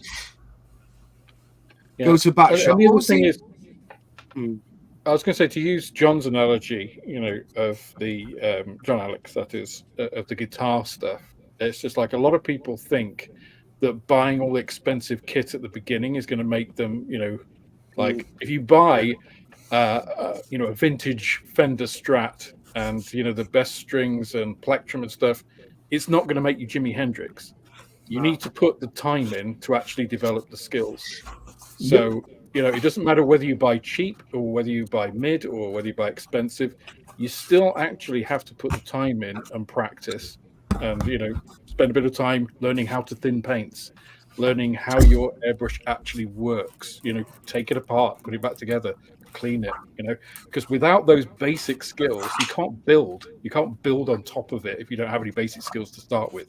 And it might be, you know, don't try and do German scribble camo to start with. Just spray a normal coat, you know, mask it off, do splinter camo or something. It's like with most things, you know, you don't start modeling with a mini art kit. You know, get an Airfix starter kit, you know, build your skills, get your confidence in. Yeah, exactly. Get a Humber Harrier. Having said that, you're 100% right. But if you take the coin and you go and buy a cheap, shitty Chinese guitar that won't hold its tune, that keeps stuff in, you'll think you're a shit guitarist. Yeah. You know, so there's a sweet spot within budget and quality, right? Like there is, but I think the ones we've talked about, you know, the cheaper stuff that you can get today. I mean, if you bought that kind of stuff back when we started airbrushing, Nigel, it would have been absolute shite, right? Yeah. Whereas now, I think the quality standards, even of the like cheaper stuff, are good enough that you can spray, especially if you're starting with like a 0.4. You know, it's going to be more forgiving to your, you know, new foibles of like, okay, I've not thinned my paint as much as I need to, or I'm using too high a pressure or whatever. I think they're forgiving enough for that. I don't think they're going to make it absolutely terrible. But there is, but yeah, if you found one, full of crap, and you try and use it, yeah, maybe not. I have seen an airbrush on Amazon for about £7. That's got to be pretty bad. Yeah. It's got to be. I mean, I bought that one for, what was it? I think it was £16. Jesus. I've still got it. It looks fine. You should go on Temu, mate. Go on Temu and see how cheap they are then. Yeah. Okay, so I think if you're buying one for like 20 or 30 quid from Amazon, it's probably going to be good enough, right? Yeah. If you're getting one for a £5 off Temu, probably you're going to, Yeah. you're probably better spending £5 on cheap like synthetic brushes. You may as well get a nail. At that point, get some straws, dip it in the paint, and you'll have a better shot. The thing with airbrushing is like the evolution on life since you are born. You start crawling, you walk, then you run. Same thing. Start cheap, test it, get to a middle base, and then if you want, bear in mind, I don't run at all because that makes me tired. So I stopped on the walking path. The wrong audience about running, Nunu. Oh, believe me, Alex. You saw me. I'm the last person likely to run, mate. I don't think any of us are going to be winning Olympics, Nunu. No. If I start running, people are going to think that Godzilla is coming around, so they're going to start running. James Willard just said, I don't know, Nigel. Jimmy would have made that 80 quid Chinese Strat copy sound like nothing on earth. Yeah. Then Celtic West replied, I tried a Jimi Hendrix airbrush.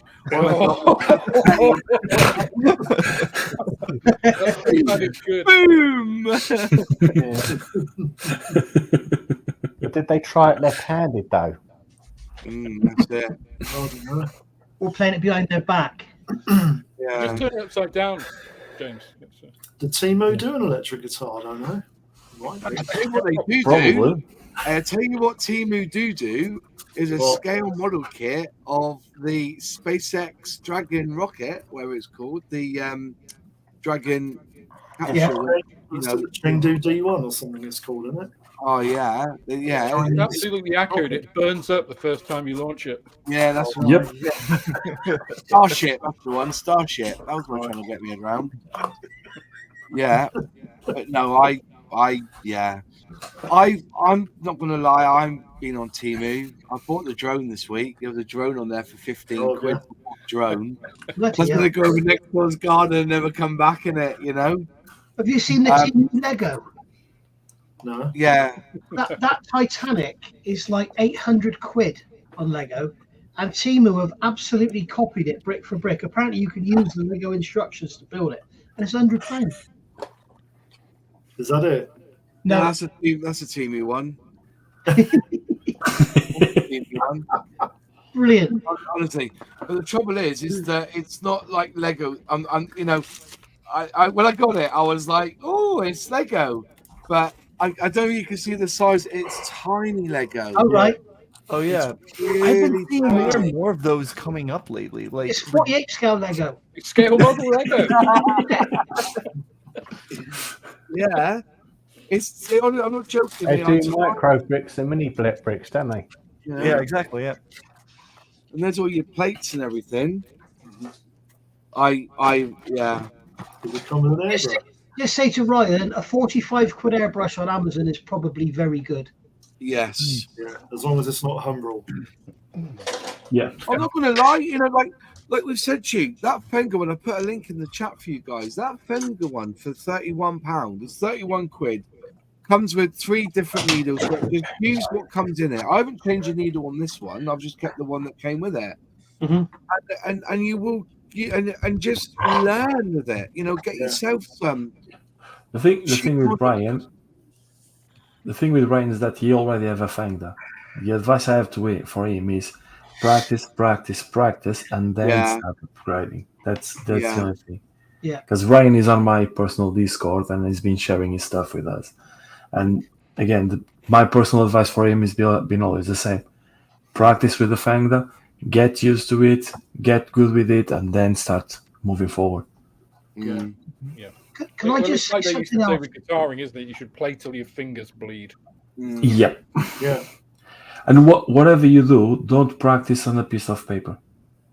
Get a piece of plastic, practice on the piece of plastic.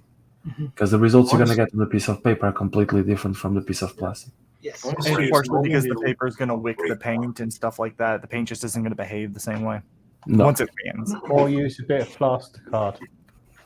Yeah. Well, I used to use a mule.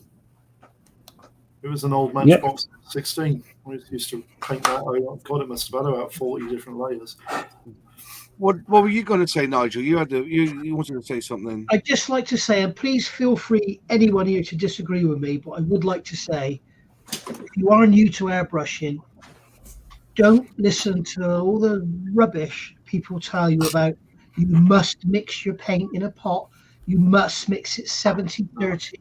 You must never, ever pour the paint back in the bottle. You must never do this. You must never do that. It's all a load of crap.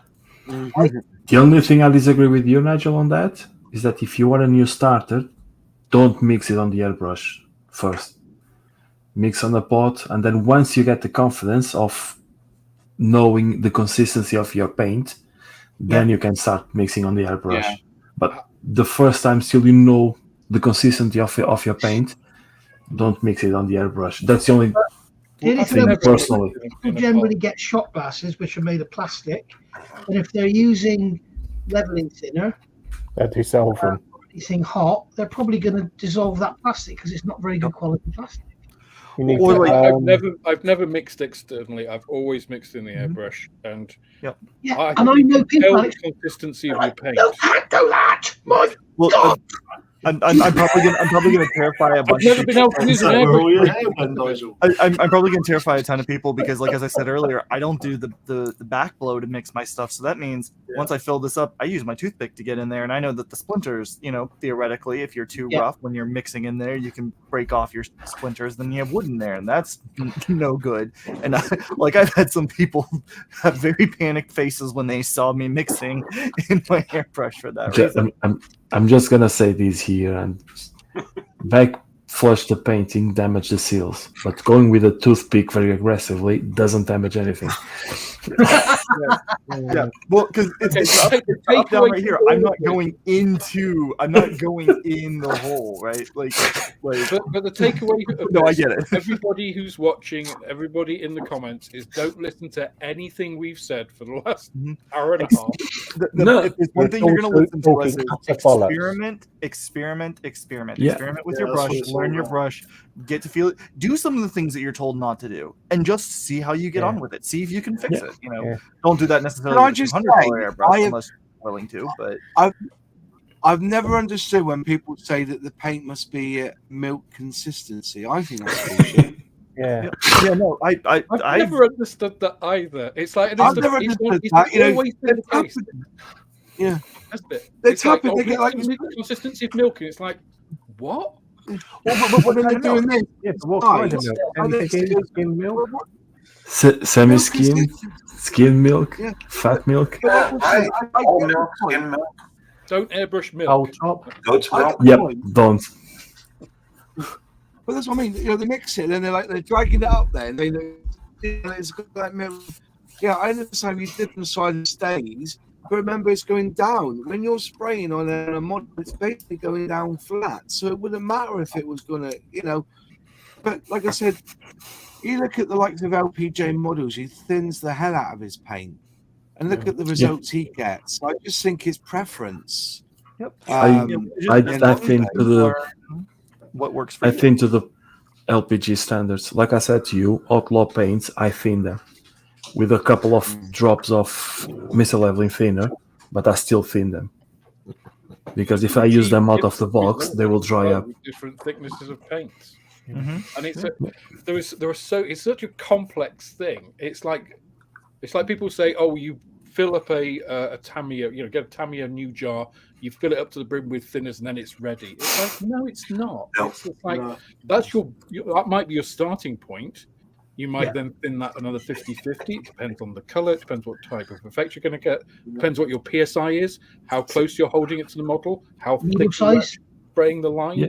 It's just there is no like set standard. It's like this huge 4-dimensional curve. Yeah. So explore it. But Like- I have like people for that do the that, crowd. Alex, and they swear by it. They buy 2 pots of paint of Tamiya. One of them they thin it down for airbrush. The other one they keep it for paintbrush. And they swear by it. They don't touch. They go straight from the cup to the airbrush, and they don't do That's anything what I'm else. saying. There's no standard formula. No. That's what they're used to. That's what they've Yeah. developed their like particular skill set for and muscle memory for. If I did it, it wouldn't work for me. You know? Yeah, same here, Alex. Exactly. It's like I watched Andy's hobby headquarters or whatever, and Yep. you know that's his thing. And I've tried it, and it was. And I ended up. I'm you one of know, those people that it worked perfectly for. You Yeah, know, exactly. and Again. it's just it worked perfectly for my bench. I've always held that every single bench is different. I mean, heck, how many of us are in completely different climates? How many people actively think about how much humidity in the air is going to be affecting their spraying? You know, like that's. I don't think that's exactly what we said. Was it like no? It's freaking out about it is the issue. Right. No, I always my Tamiya LPs, I always fill them, but like Alex said, I never go to the neck, No. which is what people say. Because some LP paints, I can tell you now, LP 12, which is Cure Arsenal Grey, or Yamato, you can thin that sort of 50-50. It's beautiful. LP 34, I think it is, which is a very, very, very light grey. You thin that any more than about 30%, and it's just piss. It just won't cover. No. It's Yep. LP Actually, I find, I don't know about you guys, but I find LP paints, you thin them, thin a bit more, and then you lost it, and it becomes ink. That's what I do. Even within the same brand on colors that are almost the same, I have Insignia white and I have white, and you see that I've written on the bottle, it's kind of worn off, but I've written do not thin because this is already so thin, it's already too thin. They're both model air, they should be fine. This one, it runs like water. You know, it's Yeah, way you too do. thin. You did find. I did find that with VAO paints. But then again, the white still needs it. We diss humble dropper bottles in paint, right? Saying that the consistency is crap. You know, like you never thin down the red because the red's pretty good, but you thin down all the other ones, or you know, it needs to be a bit thicker. The layer is exactly the same when it comes to the model air. It's so hit and miss. It's good of the orange dropper bottles. You know what I mean? You know. Yeah, the thing is, we've not even touched on paints. It's just like the same brand, different colours. If you look at actual how paints are made, different colours get ground to different pigment like particle sizes, and they're not one particle size. It's a broad range. Like John said with metallics have there's two ways, either little metal pieces or little mica flakes in there, which are much bigger than pigment particles. So it's such a complex thing. So there's no kind of like set of rules. I actually have some like you must do this because it won't work for everything, even in one brand. I have some mica powders that I've added to paint and sprayed out of my airbrush before, but you've got to definitely thin it down more than you did before. But at the same time, it's the same thing in theory as a metallic paint, which doesn't need as much thinning, you know. Again, that brings back to the beginning. You can offer a generic advice, and then you have to make it work for yourself. Yeah. Yep. Same thing as what pressure do you use? I don't know. I've been waiting for that to be brought up because I'm pretty certain that everybody here would be shocked if they found out what pressure I usually shoot at.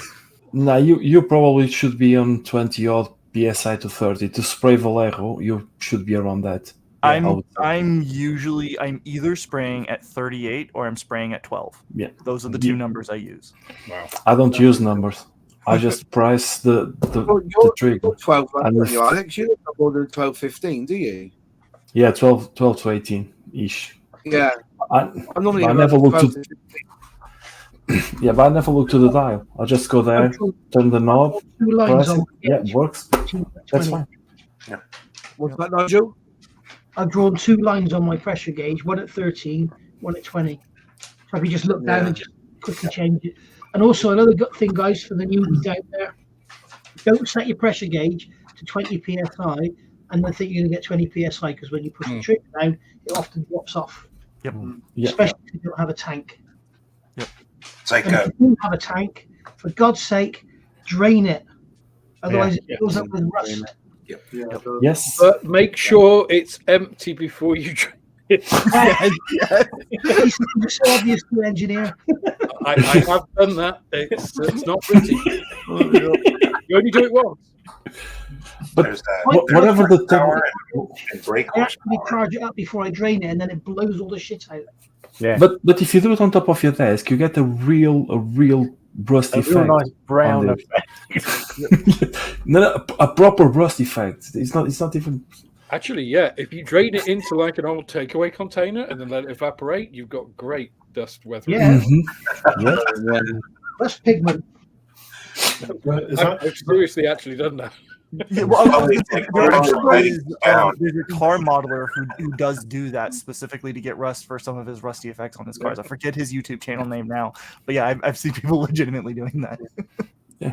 I would just like to point out why, over all these years, when they make these air tanks, why they don't put a non-corrosive finish on the inside of them. Cost. Yeah. Probably. No, because then they will last forever, and there will not be able to be made in the future. Yeah, I get that. That's the one thing that destroys the tank is the rust inside, and you think to yourself, and it doesn't take long for water to make metal rusty, does it? So I don't understand why they just don't put some sort of coating on the inside. Well, and to Fenris's point, it makes a big difference what atmosphere you're in. Like in Florida, it's like, because if you think a compressor is just taking the air around you and squashing it. So if you've got more water in your air, it's going to squash more water in there. So it's going to have more water in it more quickly if you spray in the winter compared to the summer. I am convinced that is also, I've noticed that people that tend to have okay to no problems with Vallejo tend to live in humid climates. I am said that. That's like stream, yeah. Yep, I'm convinced that is one of the big differences. Yeah. Vallejo must really suck in Australia. That's why it was really sucks on my bench. I hate this stuff. I love it for brush paint. I can't stand it for spraying. No, spraying now is a big no-no. It's like James has told me in the past, thin it to death. With all the thinners and the bloody retarders and all that. No, all you need is airbrush cleaner. Just grab a bottle of that or pour it in and spray it. If you use airbrush cleaner, you can use Mr. Leveling Filler. The worst thing is their primer, Vallejo primer. Oh, that is just the worst. It's not even, I'm not going to call it a paint. But, that is the plastic thing that Ross was on about, because you can spray it and pull it off. That is crap, John. So that's why it's like almost full. It says to do 1 to 2 drops of this per 10 drops of paint. But what I found is if it's an air, you do 1 drop for 10 drops. If it's a model color or game color, it is 1 for 5. And if it's a primer, it's 1 for every 3 drops of primer. Yeah, it's just that when the bottle of paint's 2 years old. It's just a surfactant. I mean, I think it's flow improver. It is flow improver. It has a leveling agent, and it has a drying retardant. Cool. I have. Does it come with a packet of paracetamol? How could you?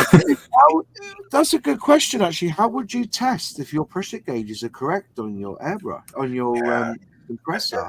I think that goes to Nunu's point about not looking at the numbers and just going by feel, because I don't think they're very well calibrated. I think I was going to say, when I say the 12 and the 38, I know it as the 12 and 38 according to my gauge.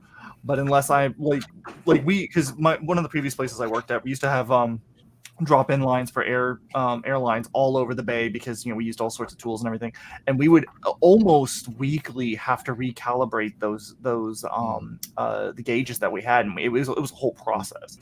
Yeah, I would be shocked if anybody had a completely accurate gauge on their airbrush or on their compressor. If you have airbrush flow improver, So the company that makes paint specifically for airbrushing, which is called Model Air, makes this. Mm-hmm. And some of their flow improver is in their thinner. It's part of the composite. So why are they doing that though? Why haven't they got that flow improver in their paint already? Nigel? Yeah. That's what I'm asking, isn't it? Because it makes more money. Environment people are painting in. Yeah. Because then they can sell 2 products. Yeah. That's bollocks, isn't it? Yeah. Ryan is making a very relevant question again. Is Vallejo primer any good? Indeed, it is to fill your bin. The rubbish bin? Perfect to be there. I do like their primer, especially their light ghost gray is better than their normal light ghost gray. I think, in my opinion, this works better as a paint. Can you sand it? I don't know. I don't sand.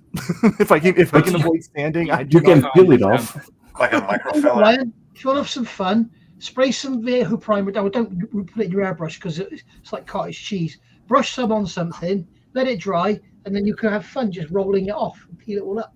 Yeah. You can peel it. There's no need to sand because you can peel it. The thing is, Vallejo primer, I think, is primarily designed for miniature painters. I don't think it's designed for scale model painters. No. I believe that. And the other thing that with it is, like, Fenris has the little bottles there. It's okay for miniature priming, like when you first use it, but try to use it all at once, because as soon as you've got any air in that bottle at all, it starts to clot, I've found. And then it's just an absolute nightmare. The blockages I've had with primer from Vallejo are just again, maybe it's that atmospheric thing, because I've not noticed that, but you know.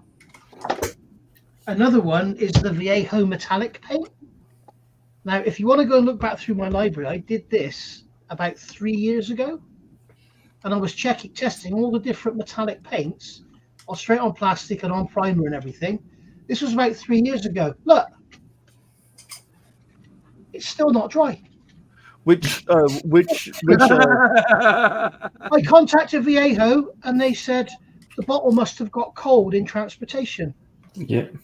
But if you remember, that happened with the AK metallic line when they came out first. The AK Extreme Metal. The first batch was like that. So does that mean you can't sell Vallejo in Norway? More than likely, yeah. Now, when you say that was the metal, was that their metal colors? Was that their model or model air that were the metallic? Or was it their metal color? It was Fenris. This one? Okay. So I will say the metal color, the other thing I found is these are also so thin. Like if I try to brush paint these, they will wick up, like against gravity, they will wick up a 90-degree wall. Like I have to be super careful, or otherwise they will move over and start to cover other paints that I've done before. So having said that, I think the Vallejo Model Air silver and steel, or aluminium and steel, are the best brushable silver paints money could buy. I agree with that. Amazing. What's that? Sorry, Nigel? Vallejo, these two here, number 065 and 062, Vallejo Model Air aluminium and steel. Yeah. If you're a car modeler and you want to do like shock absorber or something silver, a pipe on an aircraft undercarriage leg or something, they are amazing. Yeah. Once I get done with these, I'm going back to those because those were the ones I used to use. In fact, this was painted with those, and I, these are fine, but as I said, they're really thin. And once I'm done with these, I'm going to go back to those because those are just fantastic. Can I just say that the only model color I've got is the burnt iron one, which I thought was really good. Right. I thought that was a good one, but it dried all right with it, so maybe that's what it was. But it does smell like milk. Somebody says it's milk. It smells like semi-skimmed. I feel there will be pressure drops being taken airbrush. Depends on the length of hose and water traps in place. So do not rely on the gauge to be exact. How much this matters is debatable. Yeah. So but yeah.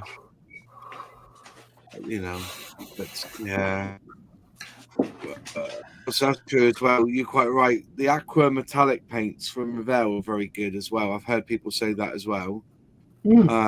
Ultimately, I'm going to give Vallejo the nod. Is it model color range for if you're doing figures and stuff? It's pretty good. If you want to use it for model color, and they have game color. So game color and game air are their ranges for wargaming, and they're meant to be much more resilient to being handled. And they are. I'm not sure. I haven't tested it myself, but yeah. My favorite line from them is the mecha color, but it's much because it has the same durability, but it paints as easily as the model. I've not seen that. You don't see them very often, and they're not a very big range, and that's because they were designed specifically with Gunpla in mind. Because Gundam models are a different type of plastic that don't take. I forgive the cat; he's been going nuts outside my office. They don't take paint very, very nicely, very easily, immediately without using primers, surfacers, and whatnot. And so this line was designed to be able to just go straight on the bare plastic without use for primer. I just wish they made more colors out of it because it's fantastic. It's really good because generally Vallejo paint doesn't stick to plastic very well at all. It doesn't. No, I was just about to say that. It's not unless they have designed it like the game ones. Is it? You know, I see a lot of people using it. I don't came out to fight the Green Stuff World paint because Green Stuff World has a very big range of those paints, and I think that Vallejo got into it just to fight that once, but I might be wrong. But where we have a model club, the guy does wargaming there, and he's got every single Vallejo paint you can think of there, and the modelers love it. Absolutely love it. But it's what he used to, isn't it? You know?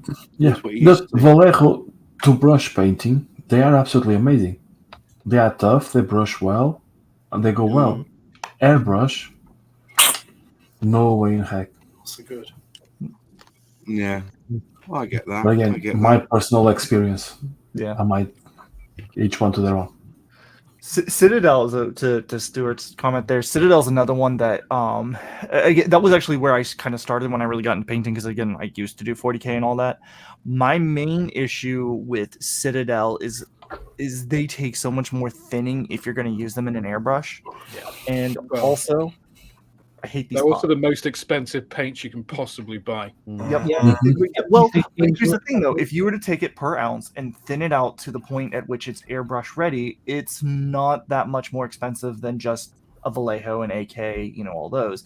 But you have to, again, going back to, you have to work to get it that thin. Is it really worth the effort to do that? But on top of that, if I ever want to mix a color, these paint pots are the worst thing ever to try to get paint out of, or put paint back in if I have excess. That's what they do. Yeah, that Citadel paint range, they do it on purpose. They don't want you to take the paint out and mix it. That's the problem. No, exactly. And they dropper also want you to spill it because they are the easiest things to spill. Yeah. and with dropper bottles, I can count how many drops I'm doing. And this is the thing that gets this. You say that you hit the spot there. I know you don't do it, but the amount of times, even in a bloody holder, I've had to buy another bottle of Microset and Microsol because they're so tall, and you put your brush in and bang, it's gone. Oh, fuck's sake, you know, all over the desk. You know, I'll tell you what, is the turnaround. Their washes are hands down the best acrylic washes, though. I will say that I do love Citadel washes. That's what I regularly do use. They're not cheap though, are they? They are expensive, aren't they? Games Workshop. They are relatively expensive, yeah, for what they are. Yeah. Games Workshop. It's the stuff that you paint them, or that you're using them to paint, right? The Warhammer stuff is that's so small, so expensive, right? Yeah. And I mean, like I'm more and more now making my own washes out of Vallejo paint because it's just cheaper. Yeah, that's it. To be fair, a lot of the big gamer channels use Vallejo. Yeah. If you look at Miniac and Squidmore in particular, you barely ever see them using Citadel stuff. Yeah, they use a lot of Vallejo. Anyway, but again, folks, miniatures really are one of those things that I don't know that I would ever take an airbrush to. Like that's not a subject that I generally airbrush. That's something I'm going to hairy stick the whole way. Yeah, that's it.